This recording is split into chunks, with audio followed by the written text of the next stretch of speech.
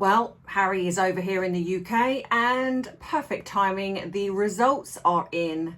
And yes, Harry lost the case. Of course, there are other people involved in it as well, but this is predominantly about Harry. And I feel a sense of joy that Harry has actually, well, faced some consequences.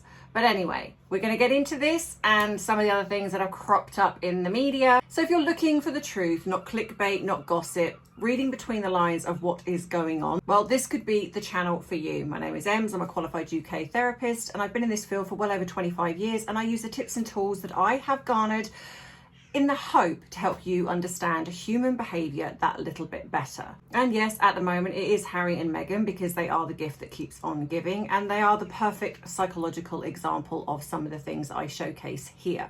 So if I've grabbed your attention thus far, go grab a drink of choice, whatever that may be, sit back, relax as we get into some tea, some truth with a touch of therapeutic psychology.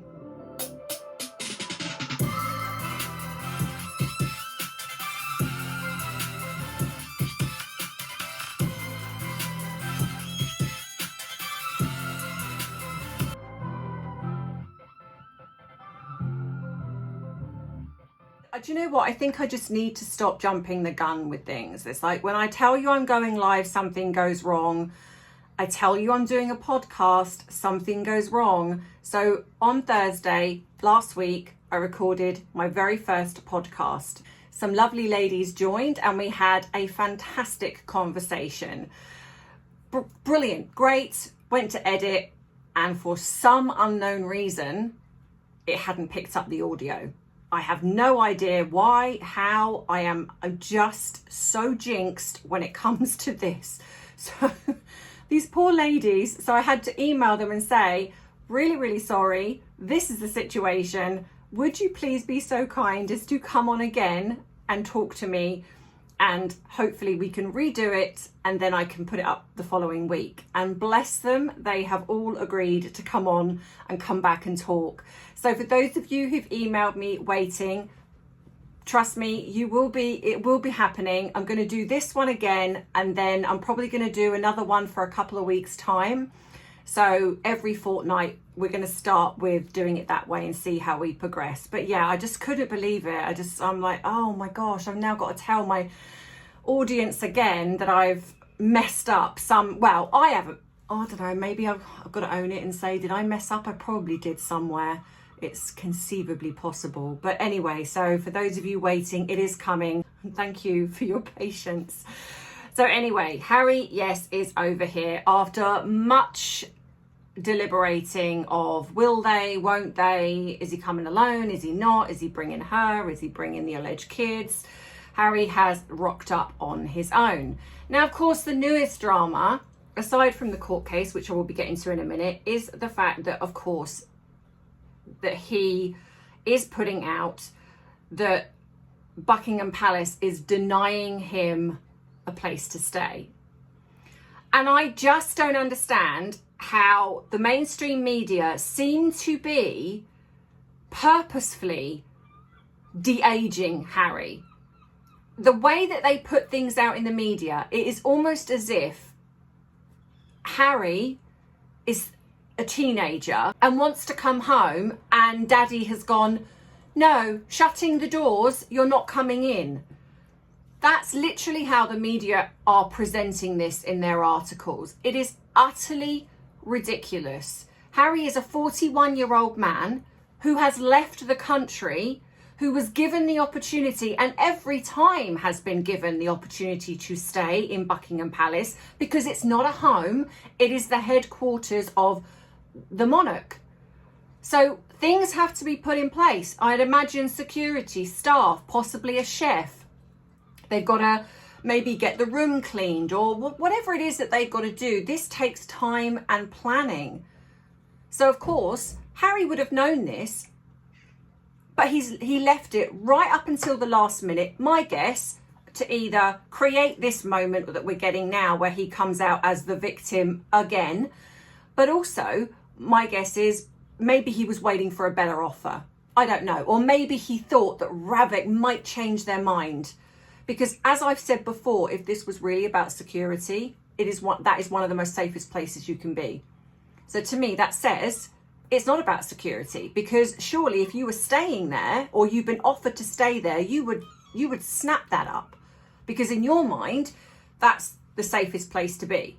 Then you could bring Meghan, and you could do what you're saying you're doing and bringing the alleged kids, even though we don't believe you. But anyway, he said no. And then right at the last minute, probably because either he didn't get anywhere else or because Ravek stuck with their original decision and was like, we're not going to be bullied into saying, yes, okay, you can have it now. And yeah, so he did it at the last minute. And of course, it's too late. They can't put things in place. But no, that's not what the media are putting out. The media are putting out things like Harry denied, staying at Buckingham Palace. How could the king just shut the door on his son? It's like, oh God, honestly. And, it just beggars belief that at some point this has begun happening. At some point over the last, couple of decades maybe, that there's been this absolute decline in journalism. The fact that I don't want to say nobody, because there are the odd few that do call Harry and Meghan out, that do talk about the truth. But predominantly, especially online, we just see this sycophantic creating Harry and Meghan to be victims, as if for some reason we've all collectively forgotten the Oprah interview, the Netflix mocu-series, the book, the other interviews they've done, the other things that they've done. It's like, it's almost as if the media has just gone, well, let's just forget about that, because that doesn't matter anymore. I'm sorry, but given what they've done, Harry is very, very lucky that he even gets the grace of having Buckingham Palace offered to him. And, especially they seem to have forgotten the part in his book where Harry wrote about wanting to, he could have taken out his father. I mean, again, don't believe that for a second, as much as I don't believe that he unalived 25 Taliban. I think that was just, Harry getting confused with his Xbox game. But it's like, how do you not think to question that if you're that worried about security, why are you putting things like that out? Did you think about actually the ramifications of putting that out about the Taliban when you said, how your family, they could have absolutely targeted your family. But the crazy thing is, it's like Harry's then said his team have found these threats. So does Harry think that they only go in London then? Does he think that they're just like, do you know what? Actually, it's going to cost too much to fly somewhere else to get him. So we're just going to wait till he comes over here because that's where we are. But we're not going to fly anywhere else to get him. Birmingham, no, that's a train ride or a car journey. That's going to cost petrol or a ticket. Can't be bothered with that. So we'll just wait till he comes to London. It's just a lot easier and a lot more convenient. It's like, honestly, do you think we're that stupid? I mean, I know that, clearly that their cult fanatics are, but they seem to think that we are that stupid to think that even though he's supposedly got these threats conveniently, a bit like the stalker materialized, it's like, Harry, if they were going to do it, they'd do it anywhere. You're the one putting out your itinerary. Well, you can't be that bothered about security. You can't be that bothered if you're not staying at Buckingham Palace and giving them a yes when they've asked you. But anyway, I want to stop ranting because it's like, sometimes I feel there is so much I could say, but YouTube is just so censored that I have to be really careful, which is why I kind of feel like when I do the podcast on Patreon, obviously there's a certain fraction that's going to go on here, but then hopefully, then there's sort of the other bit of allotted time that's also going to go out on Patreon.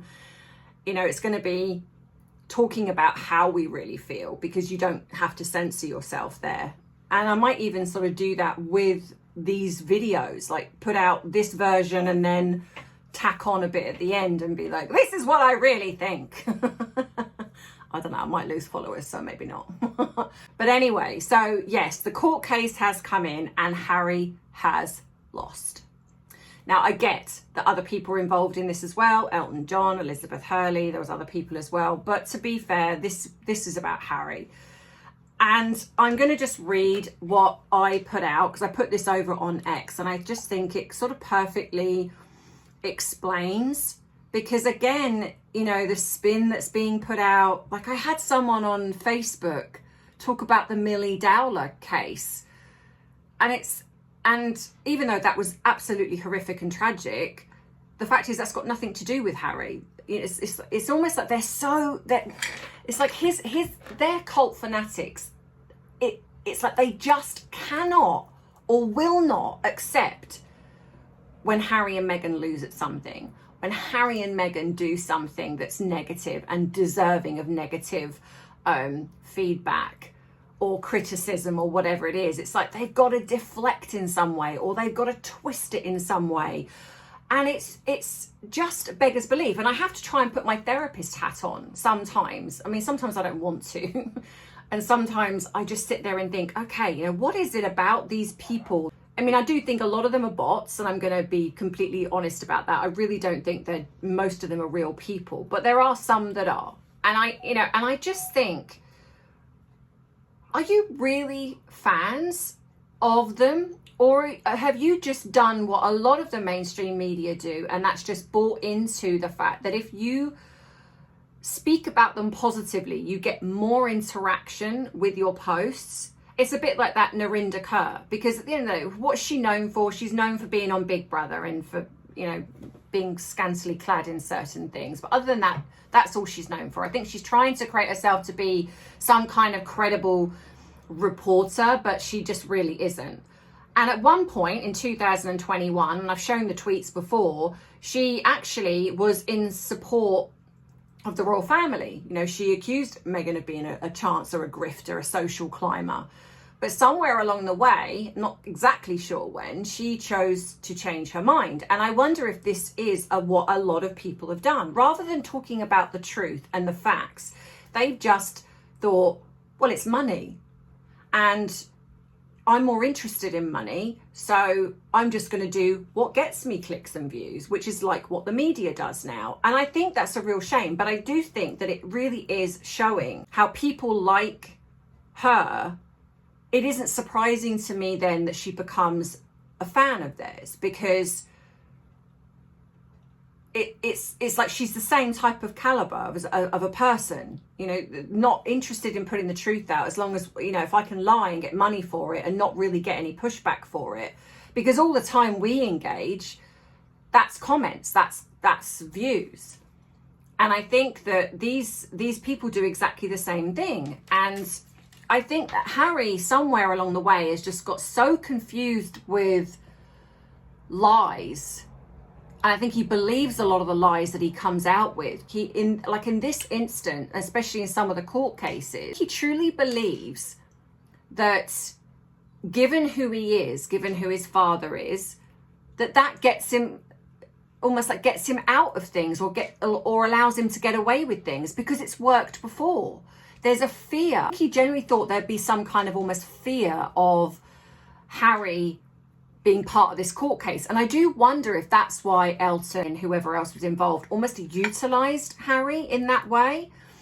Because if I remember correctly, wasn't it Elton's kind of idea, like where they were having a conversation and he sort of said something, and I feel that it's almost like they've utilized Harry, possibly thinking, well, if Harry does it, if he's involved, the courts surely are not going to go against the Prince of the United Kingdom.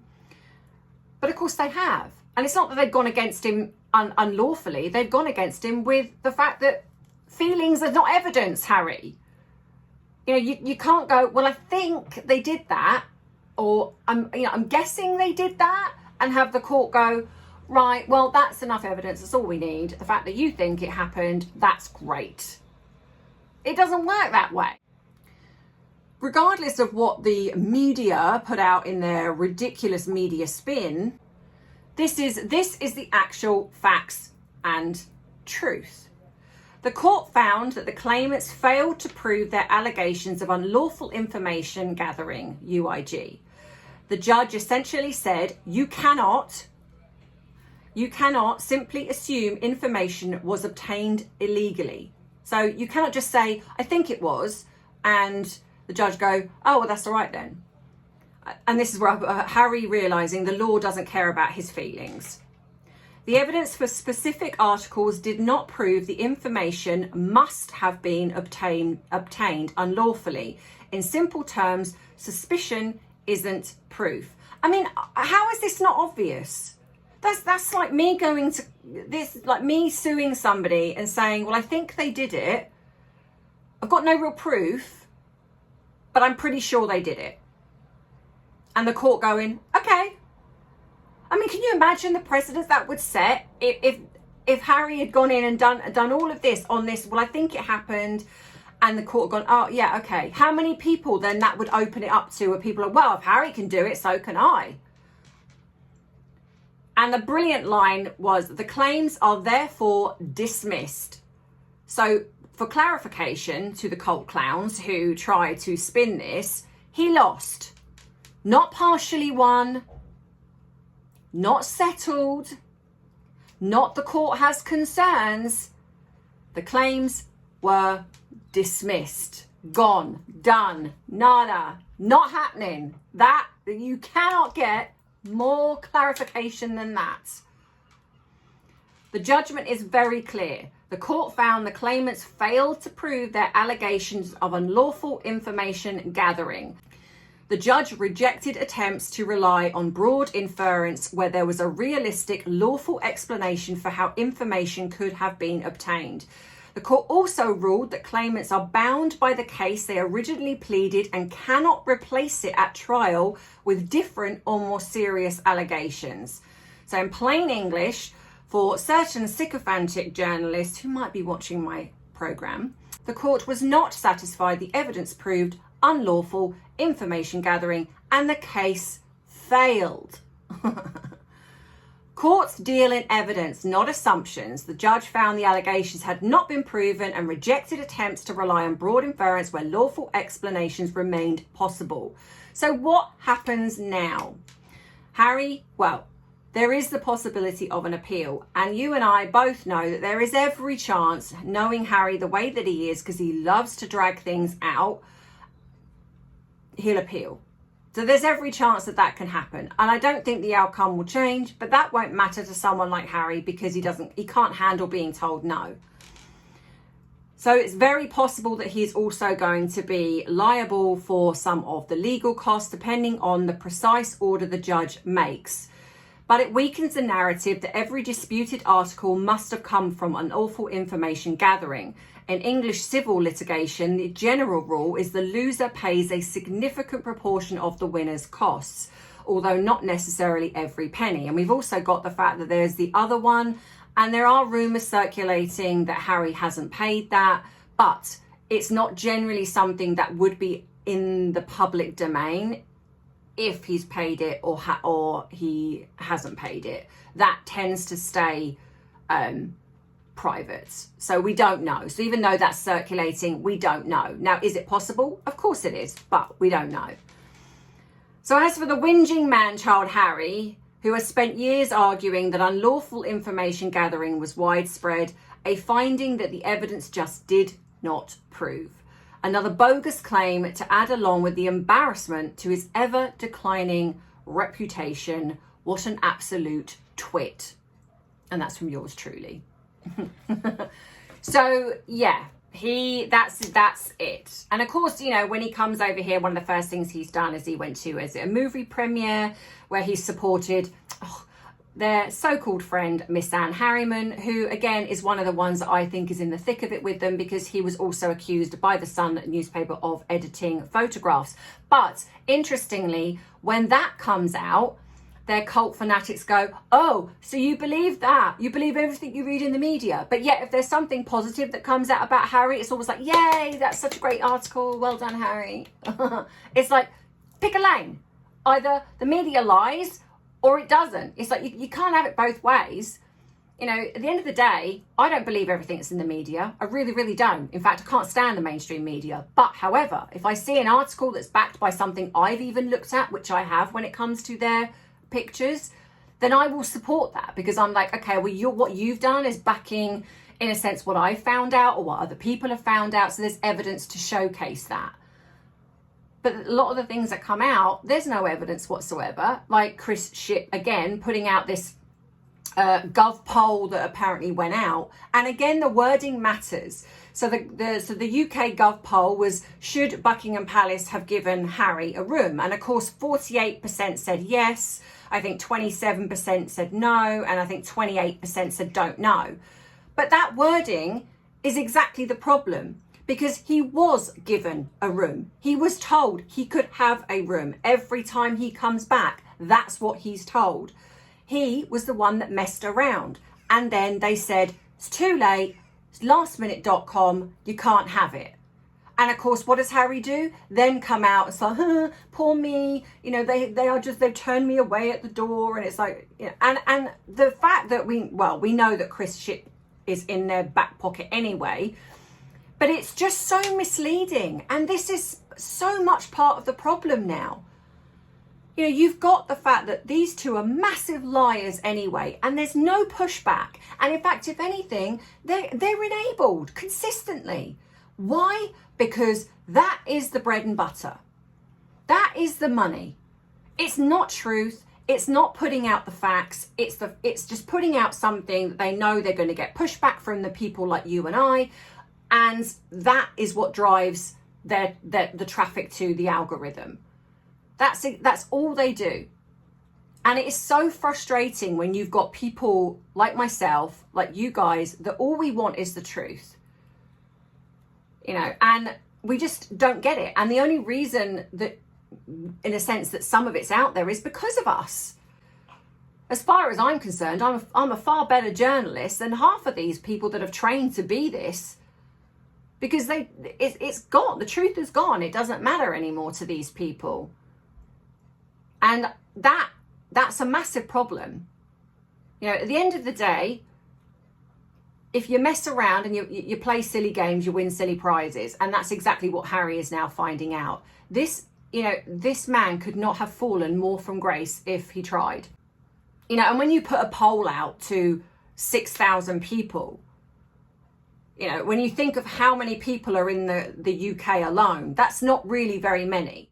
But anyway, so I'm going to read a question for today. So someone wrote, if Harry is acting the way he does now because he's having trouble accepting Prince William's rejection, how will he react when William becomes king and more than likely strips him and Meghan of their titles?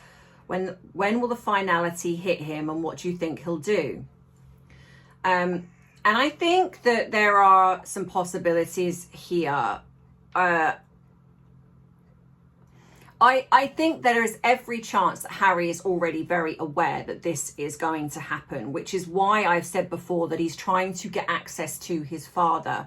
I think he truly believes and sees that his father is weak and he can access him. And if he does, then he can maybe manipulate his father to allow him back in, or at least give him money or something.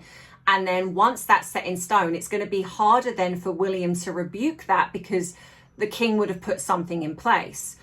But the problem you've got is, I think that maybe Camilla and William possibly are even blocking that happening. And I genuinely think that the king, regardless of what's being put out there, I do think the king even, you know, is probably very torn, because look, at the end of the day, it's still his son regardless. And I know that it's easy for people to sit on the fence and say, well, he should do this, this, this, and this. And yes, most of it he absolutely should. But when it's your child, even though they're a grown adult and they've done some of the things that they've done, and then you have the fact that I imagine that there is still some level of guilt with King Charles, even though he doesn't need to have that too much, you know, time has gone, it's like it's done already. But I still think that could be playing a part in this. So even though he may want to sort it out with him privately, that is a world of difference from him coming back as a working royal. So when you see and hear things about Project Thor, forget it. It's not happening, because we would have seen signs of that by now. And I don't just mean little hints that the media are saying something, or YouTubers or people on social media. There's no reason to hide this, because there'll be no benefit from it. The monarchy does come first, and they know that Harry and Meghan hurt the monarchy, so the institution. So it's just not happening. But I do think that he does want some form of relationship, but he just knows that it's impossible because he cannot trust him. He doesn't like Meghan, that's unanimous. So to some degree, I think Harry probably knows that this is going to happen. And this is why I think that we keep getting this, like the equivalent of him like banging on the door, wanting to be let in, and normally maybe he'd be able to get in. This time it's like locked, you know, portcullis down, drawbridge up. It's like you're not getting in. And then what Harry does is he then gets angry, throws a grenade trying to damage the door so he can get in, realizes then that doesn't work, and then starts crying and banging on the door again. And this is like rinse and repeat. This is what he does. Harry doesn't seem to grasp that that is the very problem, is the fact that when he's angry, he reacts and tries to damage the family that bit more. If he just stopped doing that and just accepted that he's at fault and really worked on himself over time, instead of thinking, well, I've tried to do something for 2 weeks now and that's not enough, go back to being angry and hurtful again. When you've made a mistake, when you've done something wrong, it is not on the other person to make that easier for you because it makes you feel better. You have to then accept that the other person may not be ready to forgive you or may not be ready to talk to you, but it doesn't mean you stop trying because you are the one that's done something wrong. So it's about you proving and earning that trust back. And that takes as long as it takes. Everybody's different. But Harry doesn't do that. It's almost because I think when he's done things in the past, he's been forgiven, or it's been like covered up. And I think William is a massive part of that. I've said before that I think Harry's anger and frustration is not really about his father.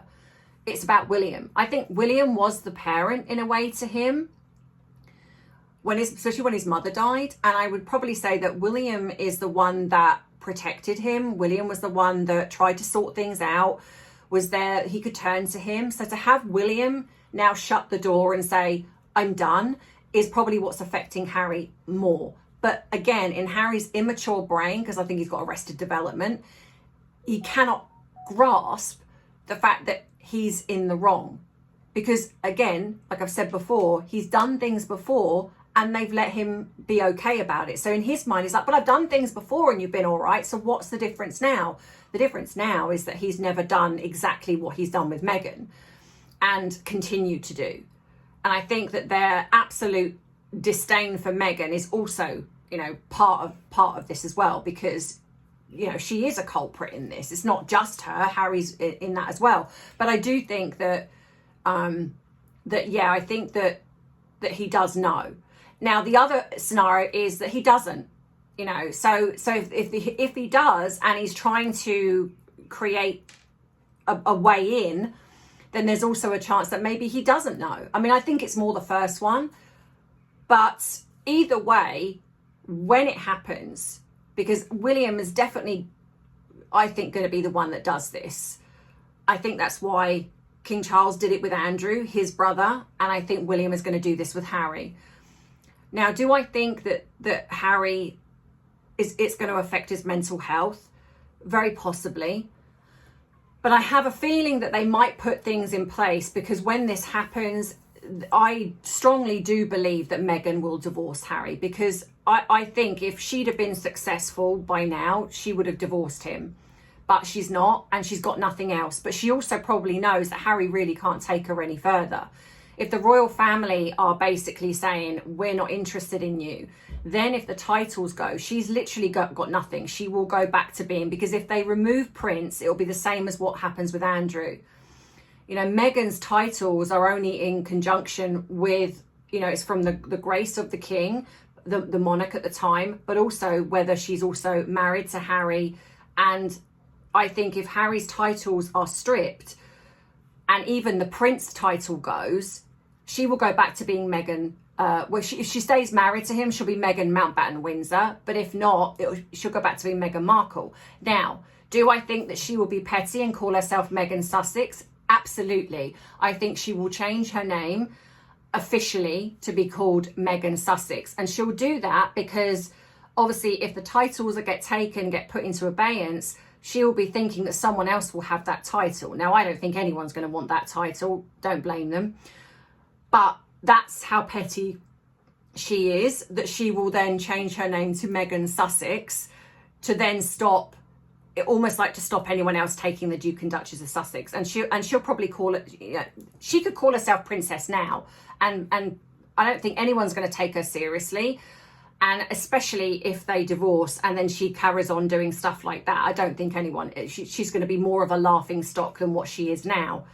But I do think that the potential for Harry to go further downhill is definitely there, because I don't think he's particularly a well person anyway. And I think that he's very reactionary, very emotional, and he doesn't know how to deal with his emotions. They're the driving force. It's like they're in control of him rather than the other way around. So I do think that the best option is to say, go to Africa, or go and get yourself some help. We'll help you with that. So it's very possible that privately they might do things behind the scenes. But yeah, I do think that it will not go well, regardless whether Harry believes it's coming or whether he doesn't, thinks that William won't do it, and then it'll be a shock when it happens. I think either way, it's not going to go well. But I hope, because look, at the end of the day, I don't like Harry. I don't like his behaviour, but I wouldn't wish like terrible things on a person, because that's more about me. And I do hope that he at some points gets the help he needs. Meghan, I don't think it's ever going to happen, because she's a narcissist in my opinion. She's never going to seek anything because she doesn't believe that she's the problem. But I think there's a potential for Harry to hopefully get to speak to somebody and maybe get treatment and go to Africa, do work on himself, do some healing, and maybe come out of this, just redeem himself in some ways, maybe. I don't know. I mean, it's debatable, and I'm just trying to be a little bit kind here, because like I say, I don't like the guy. I think what he's done is horrific, and the way he's treated his family is horrendous. But at the same time, yeah, I always live in hope that someone can turn it around. And I just, I think for him, he just needs to stop attacking his family. He needs to stop doing these pathetic, immature, reactionary statements every time something doesn't go his way. But anyway, let me know what you think in the comments. Do you agree? Do you disagree? What are your thought processes? As I always say, please be kind to everyone in the comments. I know that you usually do, because you're a great bunch here, but for anyone that's new, this is how we run the channel. It's like we try and be respectful, even if you have a disagreement with somebody. Don't forget to like the video, subscribe to the channel if you haven't already. Don't forget you can join up as a member, and also that if you want to join the podcast, the email is here. And if you want to ask me a question, then don't forget to put in the reference bar either podcast or question, and I will add yours to the list.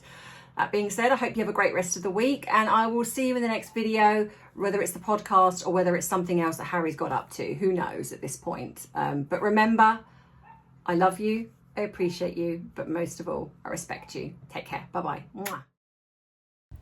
So as expected, Harry has taken zero accountability and, of course, is now blaming the judge. When you slow this down and you read it, and I really do suggest you do, or if you can't read this, it is pretty much everywhere. Go and look at it, because it really shows just how disillusioned Harry is by everything. He takes no accountability, and I think it's really sad that Stephen Lawrence's mother was kind of dragged into this. I said before that I think Harry uses vulnerable people to almost like hide behind, and I think he did this again. But yeah, this is not really surprising in the way Harry behaves, but it's like it doesn't occur to him that, well, no, he's basically accusing the judge of being dishonest, and you know, it's like it just cannot like get into his head that if there was evidence, the judge would have found it. There was obviously multiple things that were shown, and he threw everything out because it just wasn't credible. But to Harry, that doesn't matter. And it's really, let's say, it's not surprising. This is Harry all over. He just cannot take accountability, and I'm fully expecting him to appeal this, because that's his MO. That's what he does. He can't handle being told no, and for some reason he just appeals and just wastes people's time. And at the end, I've added in the rebuttal from Paul Dacre, I think his name is, and honestly, read what he says, as he, you know, talks about this being, you know, a victory for free press, and his response is yeah, it's deserving in a sense of what Harry has done, and like he said, completely wasting court's time. And yeah, so go to the end. I'm going to stop talking now. Go to the end and read that. It's coming up now, and it's very, very interesting. So yeah, give it a read, and I'll catch you guys later. Right, see you soon. Bye.